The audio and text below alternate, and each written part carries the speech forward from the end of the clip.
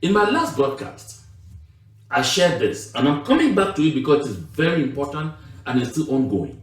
You recall that about 3 years ago, La République du Cameroun was suspended from the African Growth and Opportunity Act, that is an initiative by the US government to foster business tariff-free. Let's say tariff-free means you don't pay any custom duties at all. So it makes these products attractive to the American audience, because without the tariffs that you have to pay in order to import those goods into America, it makes them become cheap and competitive.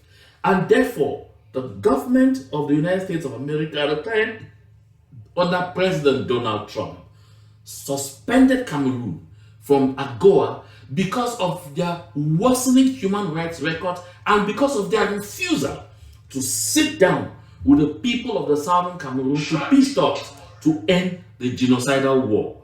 And therefore, you notice that La République du Cameroun, through its Minister of the Economy, Planning and Regional Development, Alamine Ousmane May, have started negotiating with the United States of America to bring them back into AGOA.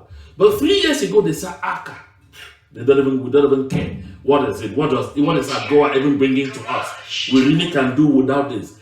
It's because there were certain factors in place. But times have changed. Things have evolved.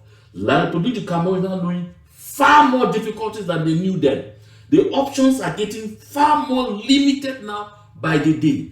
That is why La République du Cameroun now finds itself cap in hand, begging the same United States that they have said, get out, go away, we have no lesson to learn from you, we have nothing to take from you, we don't have anything to hear from you, get lost. Today, that same Cameroon is cap in hand, begging the United States to reinstate Cameroon in the AGOA initiative. The reason is right ahead. I will bring to you the reason. Before I get to the reason, just look at, this is why, Mr. Slide, this is why Mr. Tibor Nagy exclaims, because of course, don't forget that Mr. Tibor Nagy contributed effectively, seriously, in ensuring that Cameroon was suspended from AGOA. Because at that time, he was the head of the Bureau for African Affairs. That is, he was a U.S. Undersecretary of State in charge of the Bureau for African Affairs. And that's why he says, I'm surprised that the U.S. government started discussions with Cameroon about country regaining AGOA eligibility. Has Cameroon government's human rights practices improved? Has government done anything serious to end the Anglophone crisis? Has government done anything to lessen corruption? And after asking all these questions, he himself provides the answer, which is a big no. And of course, this tells what it tells. This is a clear advocacy by Mr. Tibor Nagy to the US government against readmitting Cameroon in AGOA. Now, this is Tibor Nagy talking. Like, asking the US government, you are carrying on the discussion, has anything changed? Then us, what have we done? Have we done anything? Have we moved 1 inch? Have we taken even the least move to say that, no, we want that as a matter of fact, the US government should remain conscious and determined to go all the way in anything that they want to do with Cameroon? Of course, this is a moment, more than ever before, that we have to take action. Action. What kind of action do we have to take? Listen, I followed, there are quite some activists and other stakeholders that have already started talking about this, and I'm barely adding my voice to it. I would have talked about it first if I came on first, but delighted that they're already talking about it, so I cue onto it, just so you know. In this liberation movement, any initiative that's a correct one, we queue behind it. 1, you already have directives or guidelines. If you are in the United States of America, in any of the 50 states, you have something you can do. You don't need to be in Washington, D.C. to do anything. You don't need to be in Maryland, which is close to D.C., or in Virginia, or in Delaware. You don't need to be in DMV. Anywhere you are in the United States of America, you can influence the decision that the United States of America takes in the ongoing discussions with La République du Cameroun. What do you need to do? Thing number 1, contact your senators and congressmen and women. So, you can make calls, But most importantly, seek audience. While you make the calls, while you send the letters ahead, while you send emails to make sure that they are already receiving these emails first, they are aware of why you want to see them, because time is of the essence. Then you set up appointments to have physical meetings with them, exchange with them, explain to them, show them all the atrocities still going on in our territory and everything, and let them know that readmitting Cameroon into the AGOA initiative is like giving Cameroon a license to continue to butcher our people with impunity. It's like rewarding Cameroon for burning down hundreds upon hundreds of village settlements in the southern Cameroons, in Ambazonia. It's like giving Cameroon a pat on the back for killing our babies, Bebe Carol Louise, Bebe Tato Brandy, for burning down our old and vulnerable people in their homes, for looting our people, for raping our mothers, our sisters, our daughters. That admitting Cameroon back into the AGOA initiative is encouraging Mr. Biya talks to continue to do the kind of things that they did in Bongé local government area, where they went to Mato and captured over 145 young men. Scores of them are yet to be accounted for until this day. Where they went to Ashom and captured 60 young men and started demanding 500,000 francs of each one to release them. You know, they did that in a corner, and the people of a corner, led by our mothers, forced them to vomit out these children. My people of Ambazonia, Sisi Kujilius Ayuk Tabe, and all our prisoners of war, Comrade Abdul Karim Ali, Comrade Tassan Wilfred Fomba, Comrade Elias Eyambe Ebai, Comrade Mfo, Ngalam Mfo. In fact, there are many. Comrade Shufai Bless, Comrade Awasum, all of these people, Comrade Ndoche, Comrade, I hate calling names because sometimes I will forget some names. I'll forget Mancho BBC, I'll forget Penterens, I'll forget Benji, I'll forget. No, don't feel forgotten. I'm talking about all of our prisoners of war. The torture they are still receiving until today. My people of Ambazonia, we can't stay quiet. We can't stay calm. I'm saying so because I have started doing that just today. I sent an email already this morning to the office of my senator. I'm going to send similar emails today to the offices of my representatives, the representatives in Maryland, where I mean the congressmen and women. And after that, I'm going to make calls to request for audience. And then I'm also going to be calling the State Department. Because I'm so busy that I have not called the State Department yet. I will call the State Department tomorrow. And the number to call is 202-647-6575. You want to call the State Department, the number, and if you are out of the United States of America, because you don't need only to be United States of America to call the U.S. State Department. I will encourage a lot of you on ground zero to call the U.S. State Department from ground zero. If you lack the means to call, reach out to your brothers, sisters, and acquaintances who are abroad, in America, in Europe, in wherever, who can assist you with the necessary airtime to make these all-important calls. We must encourage people from ground zero, from ground one, that's Nigeria, from ground two, that's Ghana, from all other places where there are refugees. Make these calls to the U.S. State Department. Let the calls not only come from the U.S. And if you're calling, therefore, outside of the United States of America, it will be +1 or 001, whichever one you choose. Either +1 or 001 202 647 6575. +1 or 001 202 647 6575. And report the level of atrocities you are experiencing on ground zero. Those of you on ground one, report the tortures, the kind of lives that you are living in exile. Those of you on ground two, same thing. And remind the U.S. government, therefore, that readmitting La République du Cameroun into the AGOA initiative is like giving them a pass. It's like telling them what you are doing is the right thing. Continue in the same direction. Make these calls. My dear brothers and sisters in America, in Europe, in Asia. Send money to our brethren back home. Send them airtime. Can we send them airtime directly? Maybe if you send money, you end up in Tantua. Send them or end up in Bubat. Send them airtime directly. Encourage them to make these calls.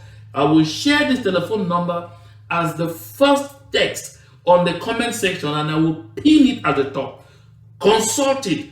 Take this number. Make that call. And listen, now when you call, select extension 8. Comrade Christian was also sent out an audio. Listen to it.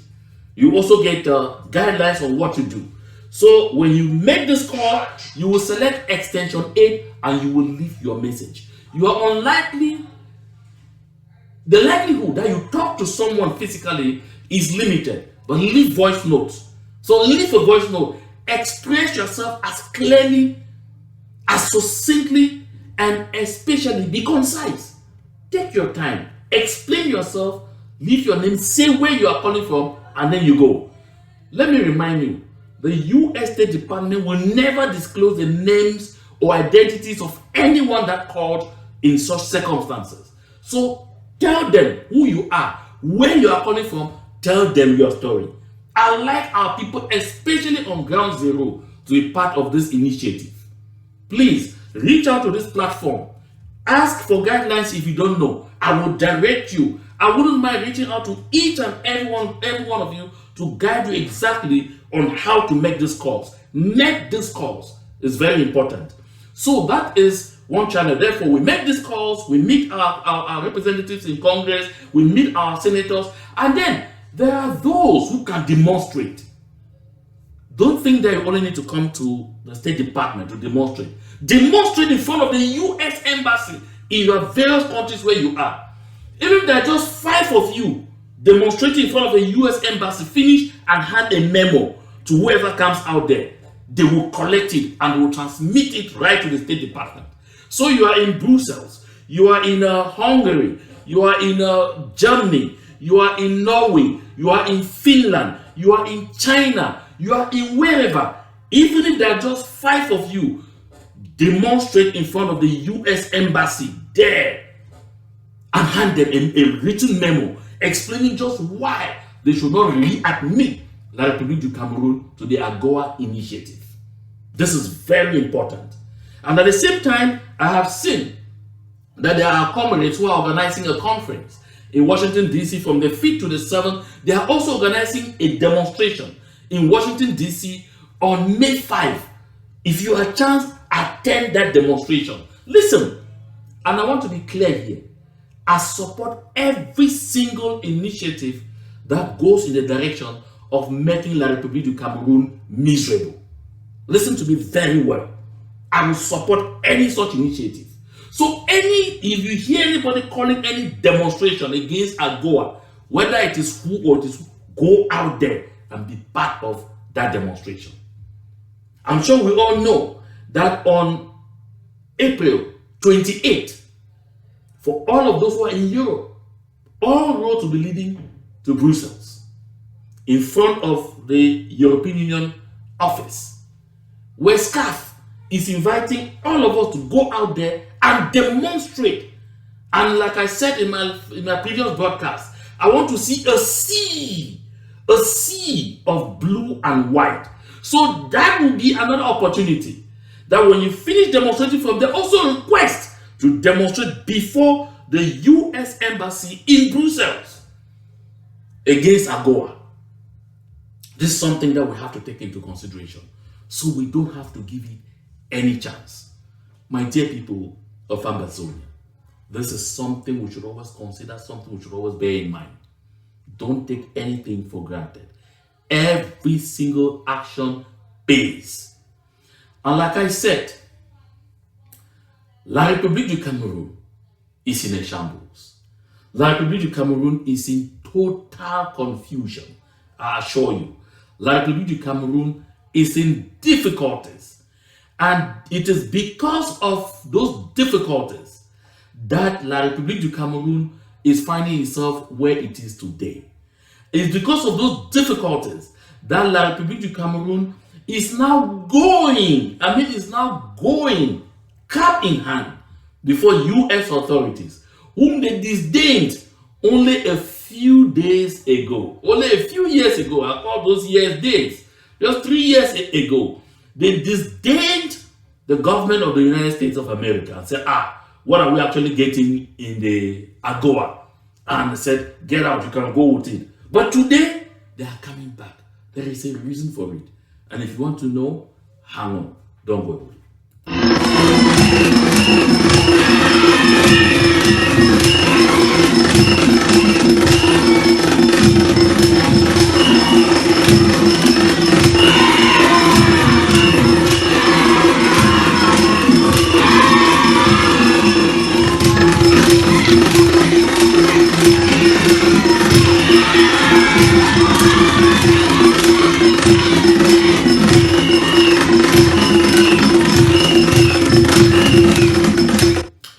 You're welcome back.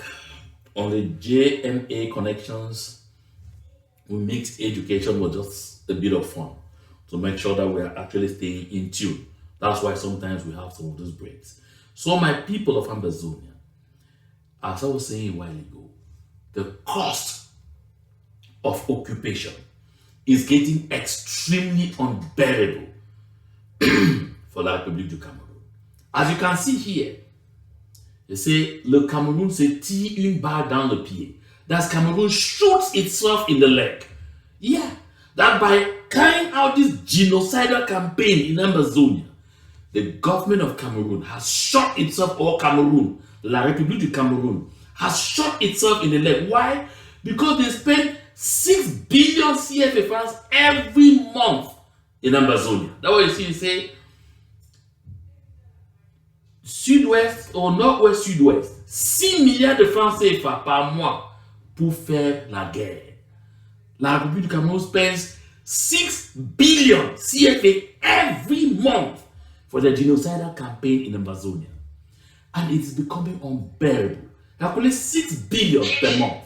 That tells you in 1 year, they spend 72 billion CFA for their genocidal campaign in Ambazonia.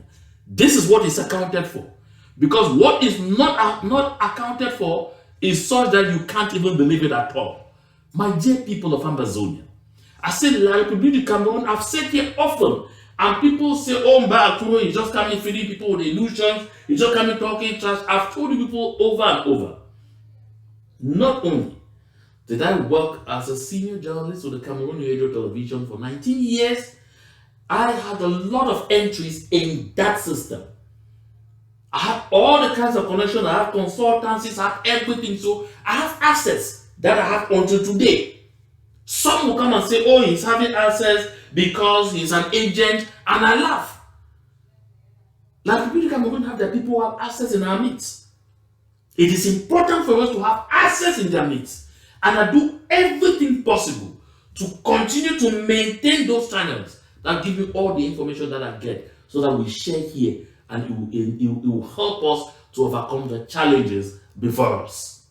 My people of Ambazonia, when I kept saying that La République du Cameroun is bleeding, some people thought I was kidding. When I kept saying La République du Cameroun, especially last year, could not finance its state budget because they kept credit card until the end of the entire first semester, the first 6 months, because they did not have money. This year, you know what they have done? They have divided people's allocations by 2. Most vote holders will tell you, talk to them, they will tell you that my credit initially was 3 million, now it's 1.5. But the budget tells you that it's 3 million. Because they will come out with a bloated budget. Like people Cameroon will come out with a fat budget, huge big budget of thousands of billions for the make-believe. Because La République du Cameroun is a make-believe system. It's a system that never lives in the real world. It's always a make-believe system. They believe in permanently telling lies, manipulating the people, dangling a mirage before the people, and making the people sleep and think that progress is coming, development is coming, when nothing will ever come. When even 100 years after, nothing is ever going to come. That is why La République du Cameroun will keep voting such kinds of budgets in the parliament, knowing full well that at the end of the day, they will not be able to execute it up to 50%. They won't be able to. because they don't have the means. Now they are bleeding seriously. Like I just said. Now look at this. If you're doubting that they're bleeding, this is one of the reasons. Cameroon raises interest rate to attract investors. That is, after 2 Chile bond issue receptions. Now, let me take some little moment to explain this, because some people may not understand what this is. Cameroon generally goes on the international money market, and that's what they have been doing for many years today, for over a decade. They go on the international money market and they sell bonds. The treasury bonds you heard about back home is the same kind of bonds that the Cameroon will sell on the international market.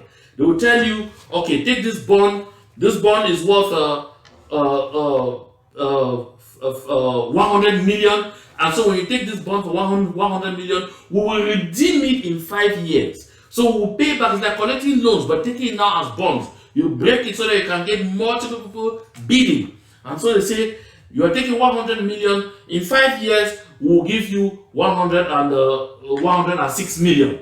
And so therefore, in the past years, whenever Cameroon went to the international money market, therefore, when they say we want to get 200 billion, sometimes they ended up with offers of 300 billion because people kept feeling, no, they are good customers, they will pay us, there's a chance. But now, the situation has gone to a point where Cameroon is no longer able to honor a lot of its international engagements because the IMF has decided to seize a good chunk of the Cameroon budget to pay its debts to the creditors that Cameroon is unable to pay. Therefore, on the money market now, the international money market now, people are very skeptical with the Cameroon bonds. That's why you see here that Cameroon raises interest rate to attract investors after 2 Chile bond issues receptions. They issued bonds twice. They were expecting to be 150 billion. They never succeeded in getting up to 50 billion. So now they have raised the interest rate to say, okay, now, previously, when we were giving you this bond, 100 million, and then when we give you this bond, you give us 100 million. In 5 years, instead of giving you 106 million, in 5 years, we will now give you 110 million. Their hope is that by raising the interest rate, by taking it higher, so that the people now know that, oh, it's attractive if I give my 100 million, now I'll have 110 million in 5 years. Or, okay, now I'm ready to. That's what Cameroon is trying to do. This is not what they did before. In the past, they rather lowered the interest rate because they said it was so attractive. Today, everything is finished. Everything is finished. Nobody trusts in any form of business with Cameroon again because why? The war in Ambazonia has not only gone so costly on Cameroon and dented its image so much and reduced its ability to live up to its financial obligations. There is also the succession question in the Republic du Cameroon, which is creating uncertainty, and business does not like uncertainty. And now they are caught up. In my next broadcast, I will be showing you an aspect of their military, the dilapidation of the military of the Republic du Cameroon, to let you know to what extent we have not only brought the Republic du Cameroon down, but exposed it to the rest of the world as an entirely, completely failed state. This is what I mean on this platform. This is my business on this platform. Making sure we know, making sure we're informed, making sure we're educated about this, so that we know we're on the right track, so we know we are making progress, so that those who come and deceive you and tell you, oh, this thing has failed, it's failing, listen, they have an intention to make sure we get discouraged. Because the only way that the Cameroon will win today is attack our resilience, is attack our determination, is attack the level of support we give in to this liberation movement. That's why you see, they are so down that they are right now at this level. This is the second time they are raising the interest rate, and it is not going. And it is because of this that you find that the Cameroon finally removing his cap and holding it in his hands and running towards the United States of America to say, please take us back in AGOA. The same AGOA they said 3 years ago, we don't care, go to hell. Yes, it's because we are making life difficult and we must deny them the opportunity to get back